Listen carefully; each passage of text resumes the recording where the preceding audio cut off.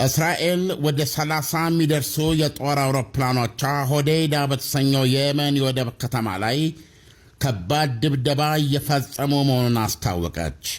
ቀደም ሲል ከፍተኛ ፍንዳታዎች ከመሰማታቸው ጋር ዜናው የተዘገበ ቢሆንም ጥቃቱን ማን እያደረሰው እንደነበረ ግን ከግምት ያለፈ አልነበረም።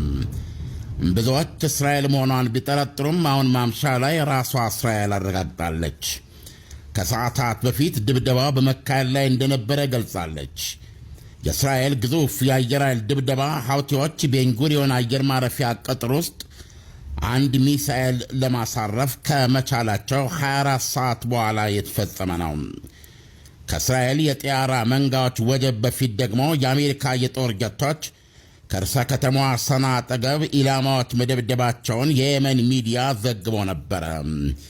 የእስራኤል ጦር አይዲኤፍ ባለፈው ዓመት የሐውቲዎችን የተከታታይ ጥቃቶች ምክንያት እያደረገ የመንን ለአያሌ ጊዜ መደብደቡ የሚታወቅ ነው። እስራኤል በዚህ በአሁኑ ጥቃቷ በልዩ ሁኔታ ኢላማ ያደረገቻቸውንና ያሳረፈቻቸውን ምቶች በተመለከተ ገና ማብራሪያ አልሰጠችበትም።